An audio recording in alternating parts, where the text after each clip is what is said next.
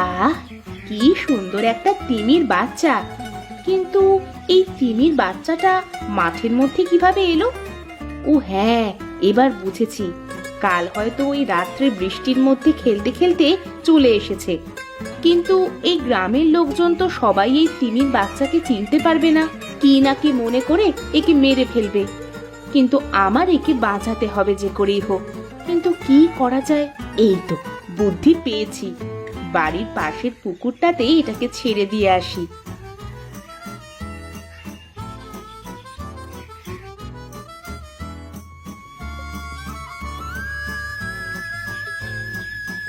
এদিকে এসো, খেয়ে নিয়ে কাজ করো, তারপর এসো, বাড়িতে আমার অনেক কাজ আছে। কি গো, খাবার আনতে আজকে এত দেরি হলো কেন? সে অনেক বড় কথা, বাড়িতে গিয়ে বলবো। এখন খেয়ে নাও তো। অনেক বড় কথা? তা কি কথা বলো দেখি। না, আমার কাজ শেষ হয়ে গেছে, পরে বলতে হবে না, এখনই বলো। আচ্ছা ঠিক আছে, শোনো তাহলে। আমি তোমার ভাত আনার সময় মাঠের মধ্যে একটা তিমির বাচ্চাকে দেখলাম। সেটা দেখে ভাবলাম যদি মানুষে মেরে ফেলে, তার চেয়ে বরং এটাকে আমাদের পুকুরে রেখে পুষি। এজন্যই একটু দেরি হলো। তুমি কি বলো? ও, তাহলে এই ব্যাপার। তাহলে এজন্য তুমি খাবার আনতে এত দেরি করেছো। আচ্ছা, সে কথা বাদ দাও, বাচ্চাটা এখন কোথায়? তিমির বাচ্চা আমাদের পুকুরে রেখে দিয়ে এসেছি। কি বলো তুমি? আমাদের পুকুরে? ওখানে তো অনেক লোক আসে গোসল করতে। আচ্ছা বাদ দাও তো, যা হবে পরে দেখা যাবে। আমাদের পুকুর, আমাদের যা মন চায় তাই করব। আচ্ছা তুমি তাড়াতাড়ি খেয়ে নাও তো।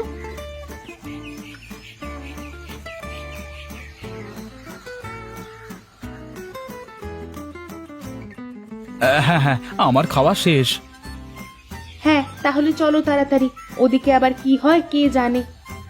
হ্যাঁ হ্যাঁ, চলো চলো।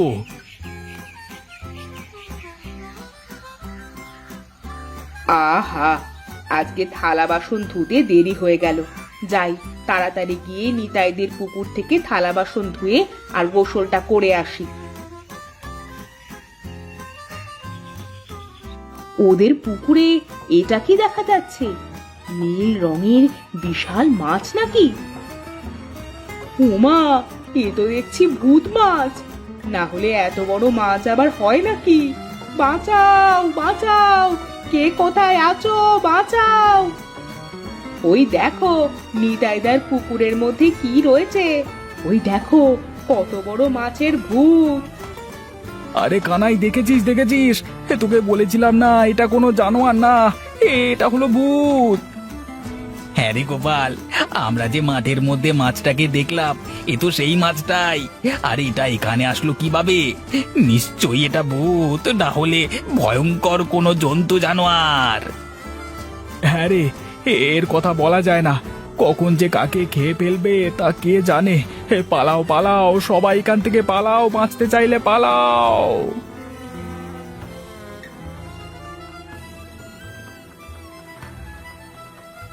কি রে কানাই, এই দাঁড়া দাঁড়া, আর এভাবে দৌড়াচ্ছিস কেন তোরা?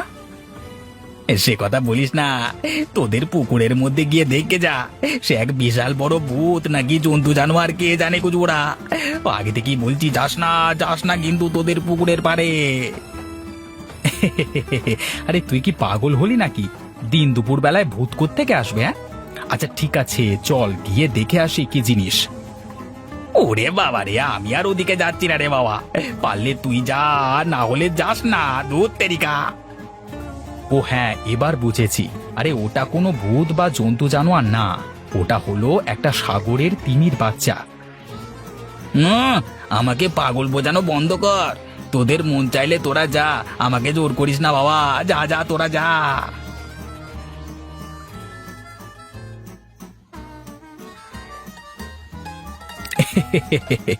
এই গ্রামের মানুষদের যে আর কি বলবো, এরা কোনোদিন না কিছু দেখেছে, না কিছু সহজে বিশ্বাস করে, যত সব অশিক্ষিতর পাল।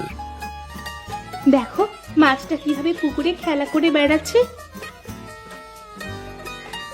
হ্যাঁ তাই তো দেখছি, কিন্তু বেচারা তিমির বাচ্চাটা এখানে এই মাঠের মধ্যে কিভাবে এলো?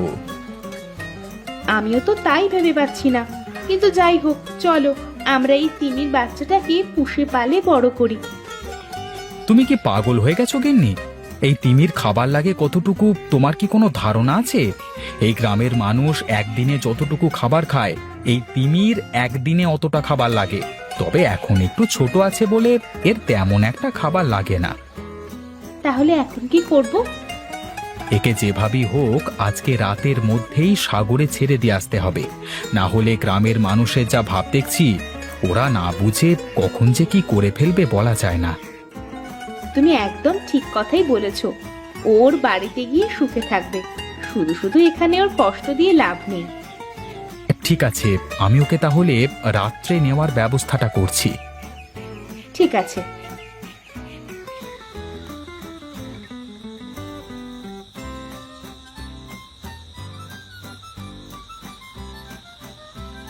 মাছটাকে দিয়ে আসতে আমার খুব কষ্ট হচ্ছে। কি সুন্দর মাছটা! যদি একে সারা জীবন রাখতে পারতাম নিজের কাছে, তাহলে কতই না ভালো হতো গো। তুমিও তো চিন্তা করো না গিন্নি, আমার বিশ্বাস তিমিটা যদি তোমার আর আমার উপকারের কথাটা মনে রাখে, তাহলে দেখবে ও মাঝে মাঝে এসে আমাদের সাথে দেখা করে যাবে। তোমরা দুজনে একটু এদিকে এগিয়ে আসো। কে কে কথা বললো? আরে, এই তিমি মাছটা আবার এখানে এসেছে। তুমি কথা বলতে পারো তিমি মাছ? হ্যাঁ, আমি কথা বলতে পারি। আমি তোমাদের সব কথাই বুঝেছি। তবে তোমরা আমার জন্য মন খারাপ করো না। আমি প্রতি অমাবস্যার রাতে তোমাদের সাথে দেখা করতে এখানে আসবো। তোমরা আসবে তো? হ্যাঁ হ্যাঁ, অবশ্যই আসবো। আমাকে তো তোমার ছাড়তেই মন চাচ্ছে না। আমি জানি তোমরা আমাকে খুব ভালোবেসে ফেলেছো। আর এই নাও, এই সোনার হাঁড়িটা নাও। কিন্তু এই হাঁড়িটা নিয়ে আমরা কি করব? এটা কোনো সাধারণ হাঁড়ি না। তোমরা এই হাঁড়ির সামনে যা চাইবে তাই দিয়ে দেবে। সোনা ও রূপার হীরা, খাবার, যা ইচ্ছা তাই চাইতে পারো। কিন্তু মনে রেখো, এই হাঁড়িতে দিনে একবারই চাইবে, তার বেশি না কিন্তু। আচ্ছা ঠিক আছে তিমি মাছ, তোমাকে অনেক ধন্যবাদ। সামনের অমাবস্যার রাতে আমরা আবার আসবো। তুমি এসো কিন্তু। আচ্ছা ঠিক আছে, আসবো। বিদায় তোমাদের।